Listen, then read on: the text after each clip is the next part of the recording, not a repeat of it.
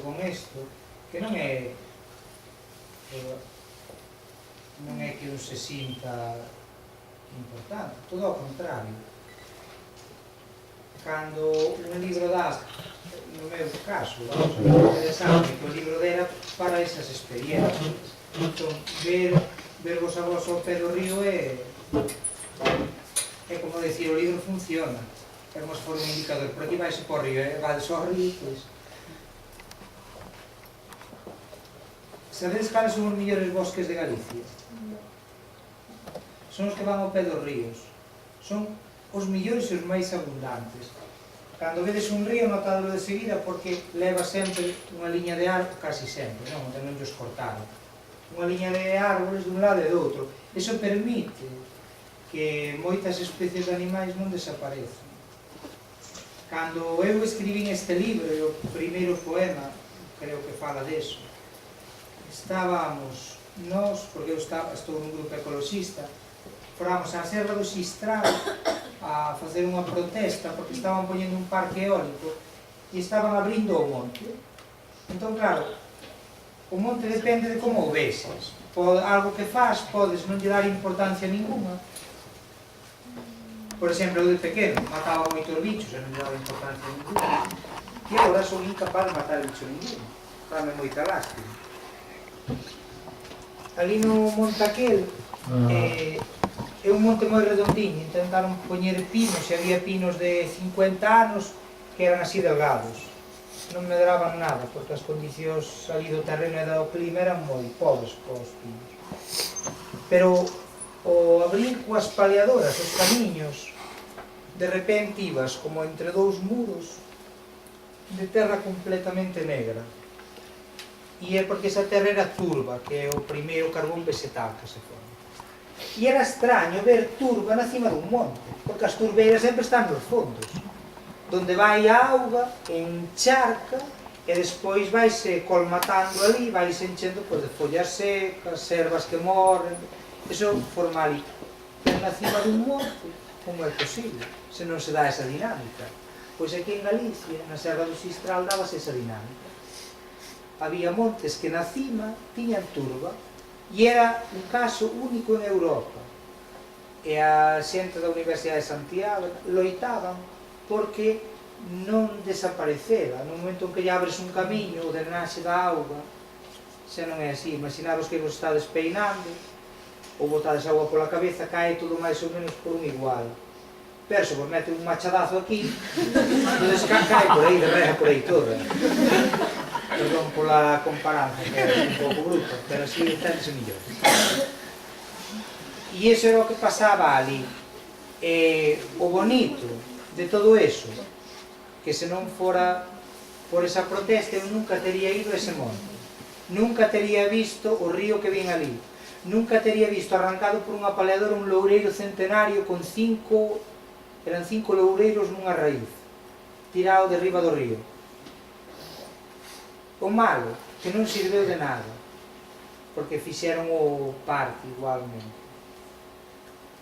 E xa digo que é un caso único en toda Europa que tiñamos aquí.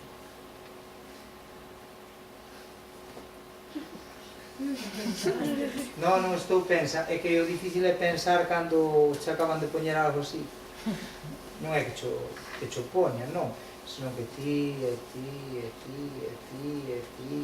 todos e todas traballastes nesto. Entón, que é o que lle dá peso ás cousas? Pois que as cousas parece que non transparentan todo o traballo que hai por detrás. É como cando eu traballaba na residencia e de repente chegaba unha persona de visita e dicían: ai, pero que ben te levas ti cos vellos? Carallo, me vou levar ben, se estou aquí con eles todos os días. Claro, que se transparenta neso? Pois transparentase a presencia dun, o compromiso dun. E isto vese que non é un traballo de ala, que facemos hoxe pola mañá? Bueno, imos ir aí ao río sacar unhas fotos con as camisetas. Vese que non é iso, vese que hai. E iso é o que o carga de intensidade.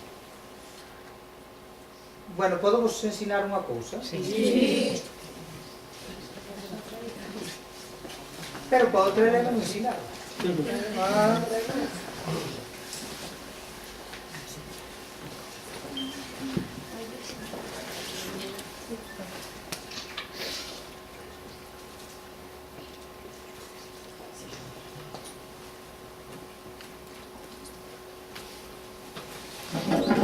isto antes de nada. Seguro que vos cando teñades un traballo, cando vos preparedes para calquera traballo, seguramente teñades que traballar cunhos condicionantes técnicos que nada teñen que ver con cousas emotivas, non? Eu cando traballaba con vellos, por moito que les quixera, había unhas condicións técnicas para o traballo que non podías pasar porque non se podía confundir o que era o gusto de traballar con personas co que esas personas necesitaban que lles fixera.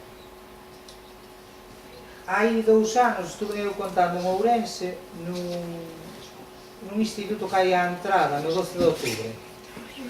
Estuve contando na entrega de diplomas. A xente acababa o estudio e entregaban diplomas por áreas. Estaban os que fixeran perruquería, estaban os que fixeran automoción, non sei que outras cousas había. E trouxeran para dar unha charla a un rapaz de ali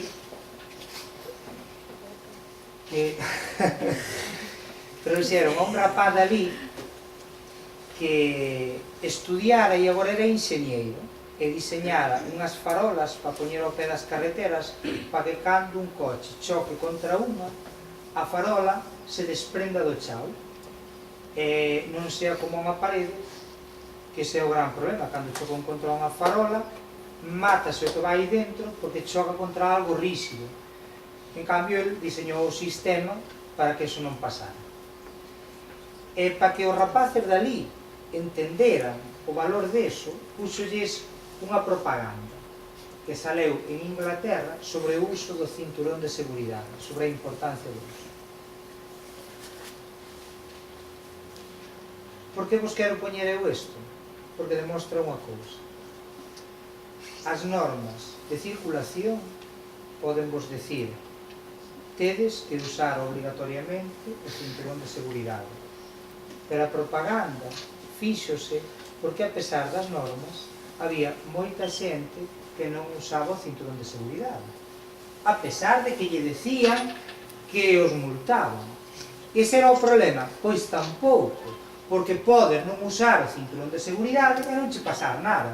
Pero cal era o problema? Que en un porcentaxe grandísimo dos accidentes a xente morría ou quedaba inútil por non levar o cinturón de seguridade.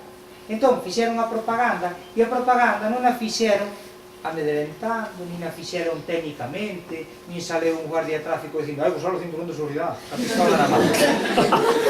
Non, usaron unha linguaxe poética e a linguaxe poética deste anuncio convenceu a máis xente de usar o cinturón de seguridade que a norma de obligatorio cumplimento. E é unha imaxe, é un vídeo pequeniño, pero extremadamente poético. O que eu poida decir aquí do valor da poesía resúmese nesto que vos acabo de contar. Din que a poesía non cambia o mundo, nin cambia, pero sí que cambia. E vos non ides ser os mismos nunca antes destes talleres que despois destes talleres. Independientemente que volvades ler ou non ler nada máis na vosa vida, pero o modo de ver cambia, transfórmase para millor. Eso é o bo. Eso é que eu son moi trapallera, teño que ter sempre todo o día. Teño aquí o... A ver.